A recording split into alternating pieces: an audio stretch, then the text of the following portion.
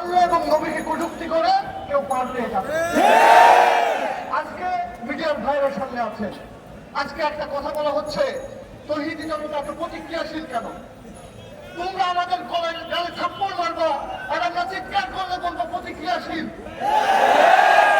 আমাদের কাছে আমাদের নবীর সম্মান আমাদের পিতামাতার সম্মানের চেয়ে বড়। কেউ যদি আমাদের নবীর সম্মানে আঘাত করে আমাদের সামনে যত ছেড়ে আসুক, যদি ফাঁসির দড়ি থাকে, যদি কারাগার থাকে, আমরা পিছপা হবো না ইনশাআল্লাহ।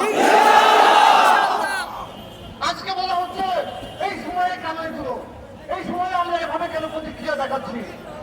আমরা দেখেছি আপনারা রাষ্ট্রপতির অপসারণ নিয়ে প্রতিক্রিয়া দেখাইছেন, প্রতিক্রিয়া দেখান। আপনারা ভাবেন আপনারা যে ইস্যুতে প্রতিক্রিয়া দেখাচ্ছেন সেটাই গুরুত্বপূর্ণ, কিন্তু আমাদের কাছে আল্লাহ এবং নবীর সম্মান সবচেয়ে গুরুত্বপূর্ণ। এই ইস্যুতে বড় ইস্যু আমাদের কাছে আল্লাহ। বাংলাদেশ থাকতে থাক, নবীর সম্মানে কেউ আঘাত করলে সে থাকবে না এই বাংলাদেশে। আমরা স্পষ্ট ভাষায় বলে দিতে চাই, তুমি আইন করতে হবে। বারবার আমার নবীর সঙ্গে আঘাত আসবে আর আমরা প্রতিক্রিয়া দেখাবো, এটা হইতে পারে না।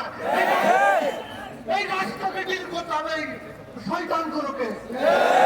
এই রাষ্ট্রকে আইন করে তাদেরকে জেলে বলতে হবে, তাদেরকে ফাঁসি দিতে হবে এবং দৃষ্টান্তমূলক শাস্তি দিতে হবে।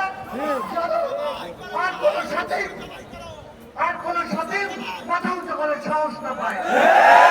আজকে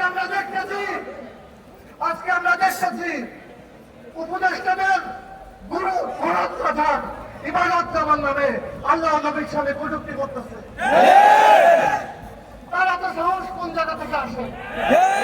উপদেষ্টা উঠিয়ে থাকেন আন্দোলনের ফলে।